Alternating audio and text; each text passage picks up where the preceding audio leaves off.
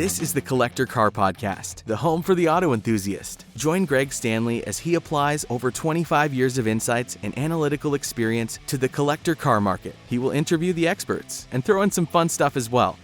Today we have a special guest, Dean Morash, who is the owner and founder of the SoCal Classic Car Storage in Orange County, California, and a car collector. So Dean, thanks for joining us today. Oh, thanks for having me. Pleased to be here. Awesome. Well, to hear Dean's career journey, be sure to listen to his interview on my other podcast called Learn From Others. This will post in a few weeks, where we not only learned more about his career, but we also found out what his first car was, his dream car is, and what cool company car I gave him based on his job as an entrepreneur. So Dean, one goal of this podcast is to explore what drives a collector.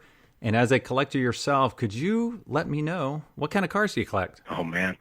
Well, what drives a collector usually is where did you get the disease from? So, and I call it a disease because it's clearly an addiction. And unlike a lot of other addictions, there's no 12-step program. I think it's a one-step program. Admitting that you have the disease, that's all it takes for healing. So if you're a collector car storage place, are you an enabler? Well, it's funny you said that. So I used to tell people have a problem and we've got a solution. And I've changed that tagline to a little bit more candid response, which is people have an addiction and we are the enabler. So it's true. Most of my clientele don't stop buying cars. And they don't let the fact that they don't have enough room for all of them stop them. They go get it, and then they ask the question, now what do we do with it, or where do we store it? and oftentimes, I bought 2 cars at Mecum, and I honestly don't know where the heck I'm going to put them, Dean. And I'm like, you've come to the right place. That's right. We'll figure it out. Yeah, so back to your question that I didn't answer. I have more cars than I care to admit, but my son is the only one that counts them. And we don't need a firm number, just, No, that's not necessary. That's not necessary. Because then... is it more 50s and 60s? Is it 70s? Like, where your tastes lie? Yeah, I'd say it's 40s, 50s, and 60s. Okay. I have a couple of 49s. I have a 49 Nash. Oh, that's cool. It's kind of an odd duck. I have a 49 Town & Country convertible. Chrysler, that one's quite a project. I have a 67 Cougar XR7. I have a 55 Pontiac Safari wagon. Wow. I have a 55 Ford Vic, and a few others that we didn't need to go into detail, but I'm kind of all over the map, to be honest with you. But what I like is something that's different. I even have a 62 Corvair. And again, I kind of got the Jay Leno problem where I don't want what everybody else has. I want to show up with something that nobody else has. And people are like, what in the heck is that? Right. So I don't care. It doesn't have to be perfect for me to enjoy it or Concours. That's not my thing. My thing is, does it run and can it get there? So it sounds like, something unique and slightly different. I didn't hear any Mustangs or Corvettes, and if anyone's listened to this podcast, they know I love Mustangs and Corvettes, but I didn't hear any more streamlined, traditional cars in your collection. Is this stuff from your past? Like, when you're growing up, you fell in love with the 49, and you're like, I have to have one of those one day, or is it strictly the unique aspect of it? You know what? It's kind of like my education. We just talked about that in the previous podcast that you mentioned. My taste changed. Yeah. When I was young, I was never interested in cars in the 40s or the 50s. When I grew up, I was only interested in cars that were in the 60s, like the muscle cars. And now I have little to no interest in the cars in the 60s. My heart's in the 40s. But I spent some time, maybe 5 years to 10 years ago in the 50s. And so I think that's what happens with a lot of my customers. I've seen them go from hot rods and classics and then sell them all. And they go buy a bunch of Lamborghinis and a bunch of Ferraris. And I'm like, what is going on? But, I think that's okay. That's what's cool about the car business is there's so many different areas of interest and niches to get into. Why stop at one, right? Why just become an enthusiast of one car manufacturer? Yeah, there's so many different experiences to enjoy across decades of cars, for sure. Wow. Well, when did your passion begin? Was it your first car, that 64 Galaxy? Yeah, I think my passion began with my father, and, I grew up in a large family, 3 brothers, and my dad had all these cars all over the place. I mean, there must have been 7 or 8 or 9 cars always. We never had that many drivers, so I didn't really know what was going on. But, we were that neighbor that everybody hated. cars and filled up in our driveway, filled up in our garage, out on the court or on the street, and we'd be replacing engines on weekends and going to junkyards and have extra. I'm sure we were never very popular as neighbors, but I just thought that was a normal environment. So that's how I grew up.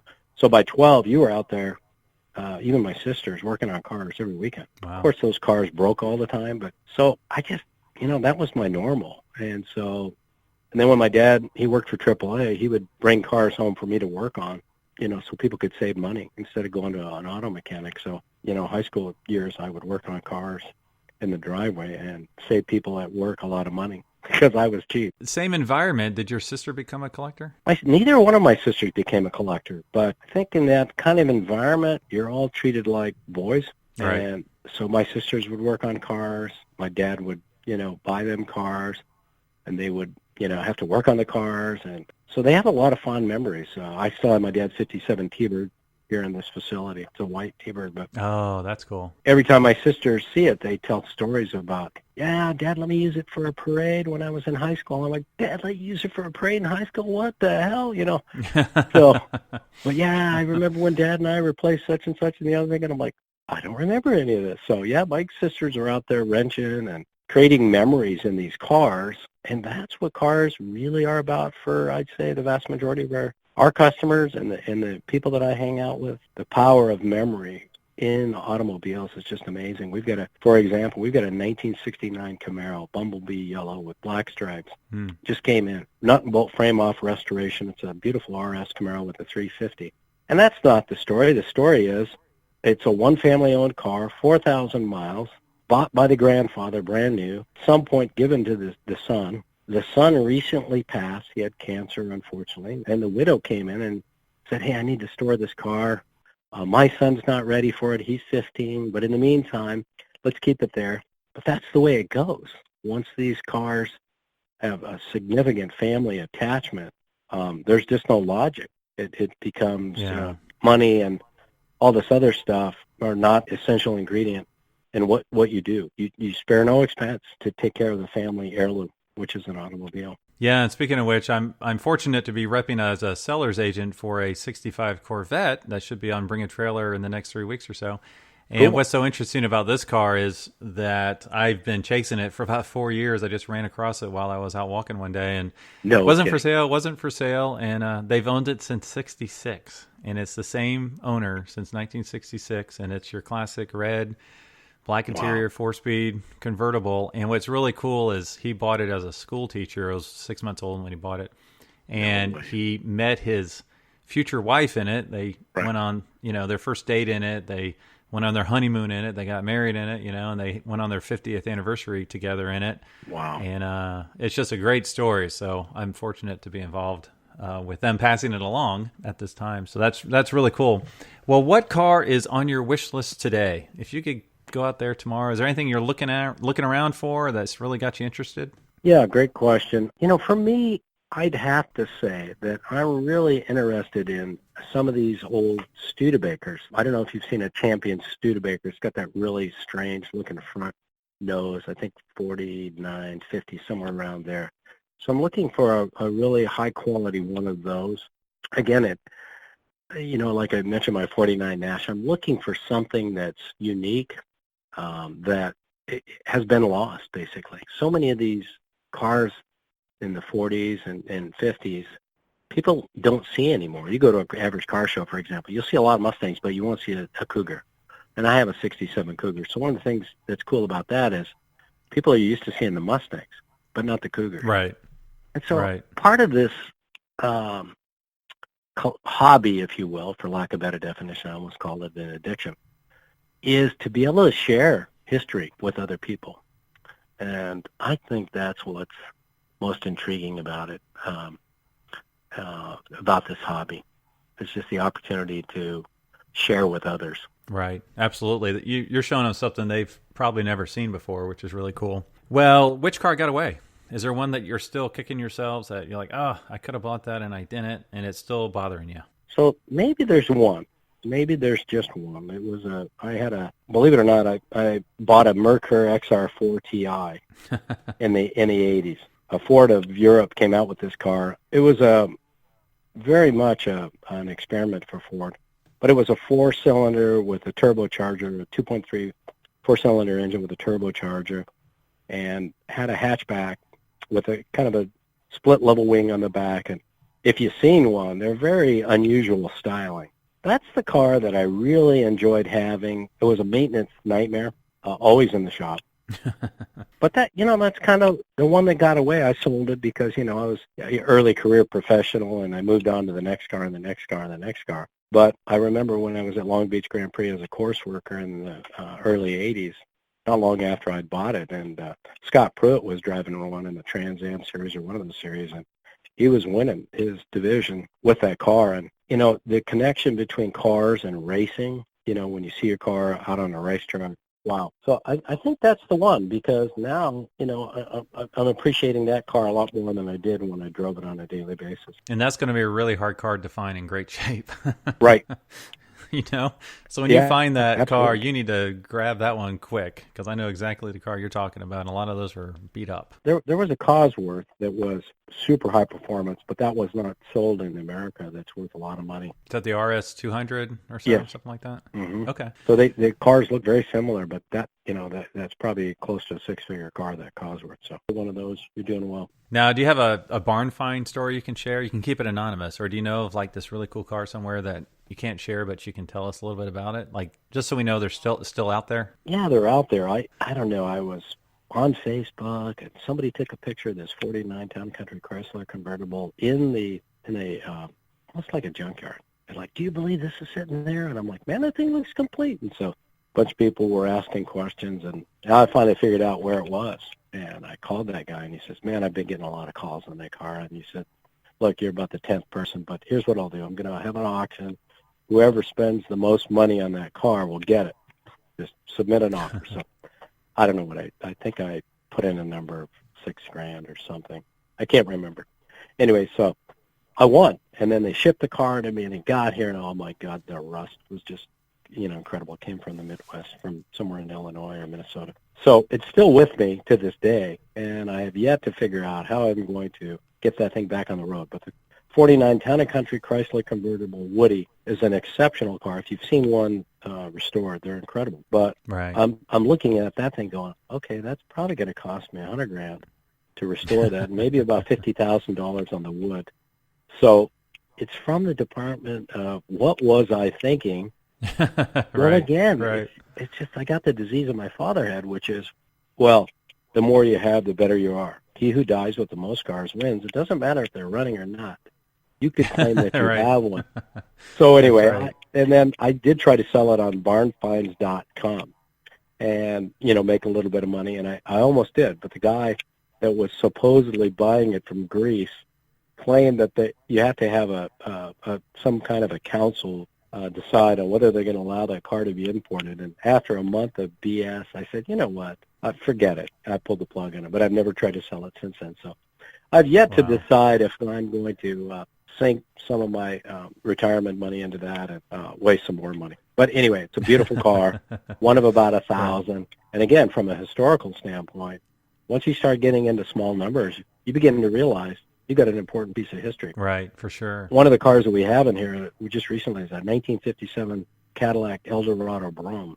Stainless steel top, suicide doors, shot glasses in the glove box, the whole thing. They only made 400 of those, and I think they were 10 or 11 grand new. Actually, I looked that up, and they were 14, almost 15 grand new, when the average Cadillac was 4. Right. So they're only, I'm sure the reason why they only made 400 is because nobody could afford them. The bullets on the bumper on both front and back are incredible, but everywhere you go, there's design elements that just stop you in your tracks. And so I think when you own these cars that are either rare or significant because of the small production numbers, you have a sense of responsibility that you have to figure out what you're going to do. Right. Sounds a little old-fashioned, I suppose. Well, speaking of what you're going to do you have any insights on some of the recent trends in the collector car market? Are you seeing, some folks buying more of X versus Y? Yeah, I think Haggerty and some of these other publications do a real good job identifying the trends. Of course, collector car aficionados like Martin and his publications, American Car Collector, and all those other folks that are out there do a real good job. But what we're seeing is that my generation, which is baby boomers, are not driving the car market anymore from the acquisition and investment standpoint. It's that next generation. And those people are in their 40s and early 50s, and they've got the disposable income. But what they're interested in is not what I was interested in. So the fact that I'm purchasing cars in the 40s and the 50s, there's little to no demand for those cars. We're selling a 1949 Pontiac Chieftain that's nut and bolt frame off restoration, red with a gray interior. Just an exceptional car. Beautiful. Yeah. Absolutely gorgeous. But we're selling it in the mid to high 20s.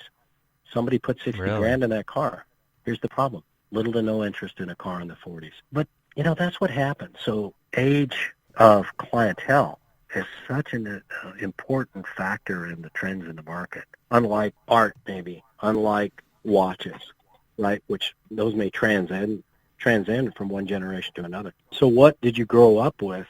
Coveting is really the key to where the market is and where the market's going. So if you grew up coveting Mazda Miatas or RX-7s or Grand Nationals or, that kind of thing, as opposed to a muscle car, well, that's probably true with these people in the 40s and the 50s. Those are the cars that they couldn't afford, that they were just like, God, I got to get one.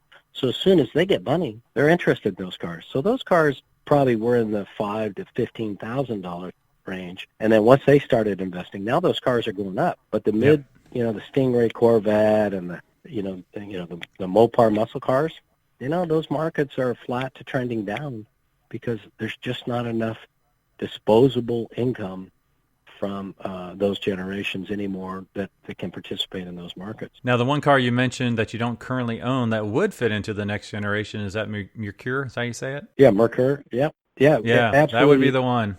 That's the one, and you know what? That's going up. And my son is a little young for that market as far as influencing that market, but he's intrigued by a bunch of cars. He's 28, and I have no interest in those cars. But with the cars he's looking at have an appreciation curve. All the cars I'm looking at have a significant depreciation curve. Right. There's some pretty strong data there. He's got a 1990 Ford Bronco, for example. And those have been overlooked for a long time. Now those are beginning to appreciate. There's a very original teal one driving around where I am, and the guy's like a Vietnam vet, and he's in his late 70s, and it is immaculate. I'm like, just let me know when you want to sell that one. It's like a 93. It's that Ford teal that was so popular at the time. I'm like, man, that's perfect. It is. But again, I would discourage people from buying a car because it's depreciating. It might be a buying opportunity. Like that Pontiac. We're very close to selling that 49 Pontiac. But somebody's going to really benefit from other people's significant investment and the fact that it's depreciating. It may or may not ever appreciate again, but that's okay. You're driving something really cool that it's not another 1955 Chevy Bel Air. Absolutely. Yeah. So I think stocks are kind of corollaries to cars in that buy some beaten down stocks, buy some beaten down cars. Right. It's okay just to get some dividends, right? And the dividends with a car, are you get to enjoy it and you get to share it with others. Absolutely. Well, you've given us some great insight onto how and why you collect what you collect. So now it's time to play a little game I like to call Keep Cash and Crush. Wow. So okay. I picked three cars for you. And for the record, the more difficult it is for you, the better I've done at doing my job. So you need to find out which one you want to keep, which one you want to cash in, and which one you want to crush. Okay. Are you ready? Be hard. Yeah, let's go. I've given three very specific cars, and you've already mentioned one of them in our conversation. So one of them is a 1958 Cadillac Eldorado Brougham. That's one of the three. Okay. The other one is a 1969 429 Cougar, one of two that we talked about in the past. That's your unicorn. And then the third one is a 65 Mustang Shelby GT350, not the R, the regular one. Okay. Those are your three. Which one would you keep forever? Which one would you cash in? And which one would you send to the crusher? Well, I'm going to have to crush the Cadillac, only because, not that it's not a great wow, car. right out the gate. Right, not because it's not an incredible car, but because, man, that takes up a lot of room. And, in my business, floor space is at a premium. So I love that. All right. Yeah, it's just got to go. I'm sorry, but a 20-footer, there's just no room for that. Okay. So is that the Crusher? Is that one going to the Crusher? Yeah, it's going to the Crusher. I'm sorry about that for all you Chevy and Cadillac fans. Don't hate, okay? I love the quick response on that. Okay, how about the other two, the Cougar and the Shelby GT350? Listen, we've got to keep the Cougar. We've got to, it's consistent with my disease, which is collecting unicorns, regardless of whether they're, worth a lot of money. In this case, that they only built 2 of those 429 Cougars, and, we're debating, you and I, whether there's 1 or 2 alive. We do know of 1. Having a unique piece of history like that, and let's say you own 1 or 2, wow. I mean, that's so awesome. I couldn't imagine owning a car that significant. That car those cars were built strictly for racing, and they weren't produced, but they decided to build 2 for the racers of the day that were racing down at the quarter-mile racetrack. So very exceptional car. Yeah, and like I said, I found one of those. I just don't know which one it is. So as soon as I can confirm that, I will let you know. That would be an interesting, we need interesting more part of the mystery. Yes. Yeah, is that the known one or is that the unknown one? So that would be very interesting. Great question. To find out. I think that's probably the unknown one because, the color of red is, I think the one that's known is the yellow one. Well, I will let you know hopefully next couple of weeks. All right, cool. Yeah, cool. By the way, we're cashing in the 65, right? So Sorry, cashing in the 65. Do you want to wire transfer me the funds? I mean, I think that's going to be about 350,000, depending on 350. Yeah, if it's got the original engine. Well, yeah. I mean, if it's a number 1. So when this is over, I'll send you wiring instructions. Okay, that'd be awesome. Okay. Great. Well, thank you so much for sharing your passion of cars with us today. What's the best way our listeners to learn more about your company? Well, it's pretty simple, right? They just need to go on our website at SoCalCarStorage.com or give us a call or visit we got a great Facebook page, we got a great Instagram page, and they can engage us out there on social media and learn a lot more about this insanity of our business. We're just real fortunate to be in a position of giving people an opportunity to take care of their cars and be a trusted provider of storage for their vehicles. We're just so grateful. Well, thank you so much for your time today, Dean. Thank you. Really appreciate it. Thanks for listening to the Collector Car Podcast. Don't forget to give us a nice rating on iTunes and be sure to follow us on Instagram and everywhere else at the Collector Car Podcast.